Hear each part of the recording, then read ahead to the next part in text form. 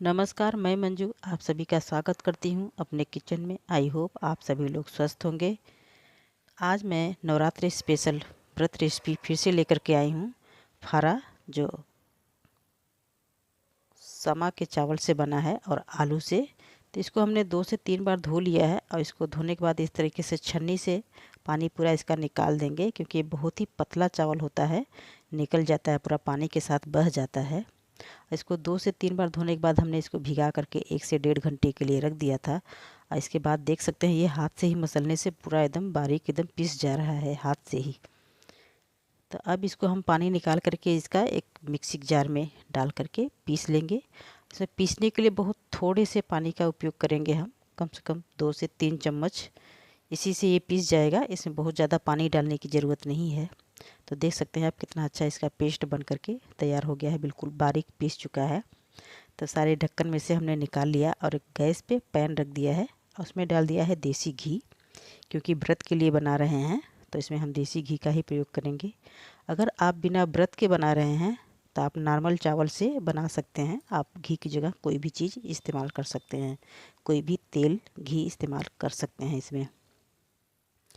तो इसमें कम से कम हम 1 से 1.5 मिनट तक चावल को इसी तरीके से चलाते हुए पकाएंगे। इसमें हम सेंधा नमक डाल देंगे जो व्रत में खाया जाता है। तो इसी तरीके से हम इसको पकाएंगे। पूरा पकाते हुए देख सकते हैं बिल्कुल सूखा हो गया है एकदम। सूखने से क्या होता है, पूरा क्रेक जैसा पड़ने लगता है। इसमें चावल का आटा है तो अलग अलग जैसे फटने लगता है, उस तरीके से पूरा हो जाता है। आप पास से मैं दिखा रही हूँ, आपको समझ में आ जाएगा। तो इसी तरीके से हम इसको अच्छे से सूखा एकदम अच्छे से पका लेंगे। उसके बाद हमने गैस बंद कर दिया है और इसको एक बर्तन में वापस से निकाल लिया है। और निकालने के बाद इसको तुरंत ढक करके रख देंगे। ढकना इसको ज़रूरी है, क्योंकि ढक के रखेंगे कम से कम 10 से 15 मिनट के लिए और गर्माहट से पूरा अच्छे से सॉफ्ट हो जाएगा आटा। तो इसलिए इसको ढक करके ज़रूर रख दें। तो यहाँ हमने आलू लिया है, 3 से 4 छील लिया है। इसको मसल करके हमने इसमें व्रत वाली जो चीज़ें होती हैं, जो आप व्रत में जो भी चीज़ें खाते हैं बस वही चीज़ डालिएगा। तो हमने हरा मिर्च, हरा धनिया, करी पत्ता, काली मिर्च पाउडर और सेंधा नमक, और यहाँ पर खट्टे के लिए हमने नींबू डाल दिया है। थोड़ा सा नींबू अगर निचोड़ देंगे तो इसके खट्टे से इसका स्वाद थोड़ा सा बढ़ जाता है। अगर आप नॉर्मल चावल से बना रहे हैं बिना व्रत के लिए, तो आप उसमें चाट मसाला, मिर्ची पाउडर, चिली फ्लेक्स, जो भी अमचूर वगैरह डालना चाहते हैं वो डाल सकते हैं।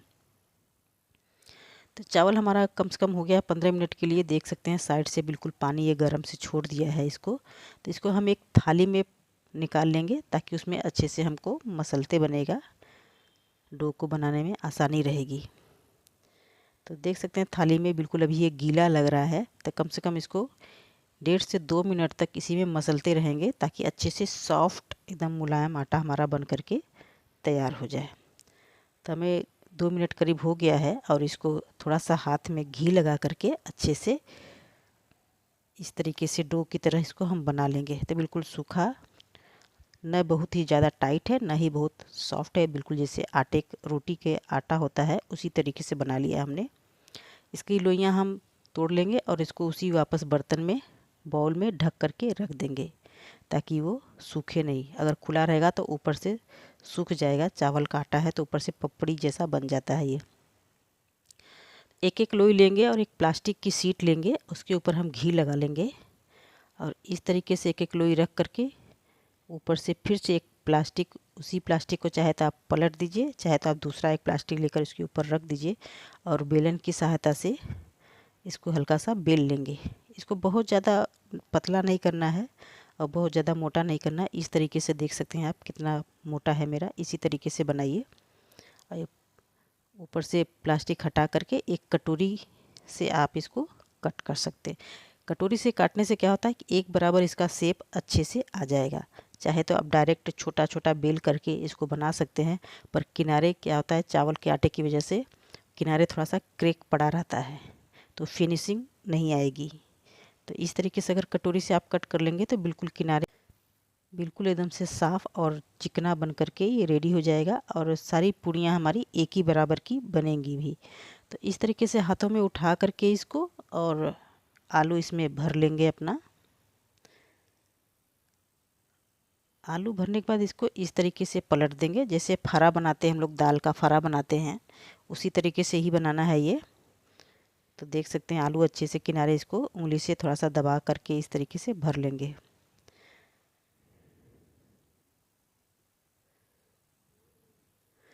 तो दूसरी पूड़ी भी देख सकते हैं आप, हाथ से हमने इस तरीके से उंगली से दबा करके इसको इतना बड़ा कर लिया है। चाहे तो आप ऐसे ही करके आलू भर करके हाथ से ही फोल्ड कर दीजिए, तब भी बन जाएगा।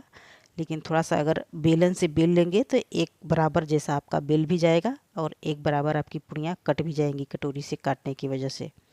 तो इसी तरीके से हमने दूसरा भी बना लिया है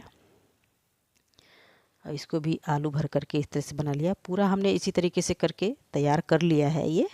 अब हम चलेंगे इसको स्टीम करेंगे, भाप में इसको पकाएंगे। तो हमारे पास कोई स्टीमर अलग से नहीं है, इडली का जो बर्तन है हम उसी में इसको स्टीम करेंगे। पानी हमने रख दिया है बर्तन में गर्म होने के लिए और इसका जो जाली है उसमें हमने अच्छे से तेल लगा दिया है और इसके ऊपर हमने ये इस तरीके से एक एक करके थोड़ा थोड़ा दूरी पर अलग एक दूसरे से चिपका ना रहे, इस तरीके से करके रख देंगे।